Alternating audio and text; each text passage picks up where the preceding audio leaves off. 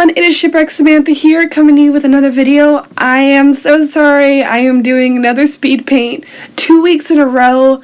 I kind of feel bad, but honestly, this week has gone by so quickly, and I'm still recovering from being sick. Thank you so much to everyone who has wished me well and wished for me to get better. I am doing so much better, as you can probably tell by my voice, and I can see the light at the end of the tunnel, and I'm almost there. So hopefully next week I'll be coming to you with a tutorial or something that's a little more interesting than just me drawing, but this is the best I could do for this week, and I'm sorry. Also, I'd like to say be sure to stick around to the end of the video because I have a pretty exciting announcement, so you don't want to miss that. And so I'm going to start talking about the drawing now. And at this point, I'm already at the sketch phase. I did a rough sketch, and as usual, I am going on top of that rough sketch with a more finely detailed, fine line drawing, and just filling in one layer with one base color, one base gray tone to start the grayscale on. I'm really enjoying doing these grayscale drawings. This is the second one I've done. If you want to see my first ever grayscale drawing and me talking about my thoughts and first impressions of it, I'll put a link in a card that'll pop up right about now. And so you could go check that out too. And you could see at the beginning of the video I put up a picture of the thumbnails that I made for this drawing, and I'm really glad I did thumbnails, which my drawings are always so much better when I do thumbnails first, I will say.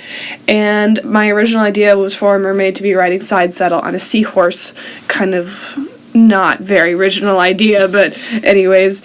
And it looked too stiff, it didn't show a lot of energy, and so I tried a second thumbnail with the seahorse tilting forward more, and it just didn't look quite right, so I thought I would just have the mermaid holding on for dear life, and it just kind of made a little more sense to me, and I feel like it just expresses a lot more and shows a lot more energy. That's really the only word I can think to describe it, so I'm sorry about that. I'm still recovering from being sick, but I am so glad I did those thumbnails because it really improved the posing of the drawing and the overall composition. Everything looks so great together, and I'm really happy with that. It was actually right around this time of the drawing I was starting to get discouraged. I think it was a little after I started drawing the face in that I really wasn't liking how this drawing was going. And I honestly wanted to just quit, but I just pushed through and kept doing it anyways, and I'm really glad I kept going because the end result I am actually pretty happy with, if I do say so myself.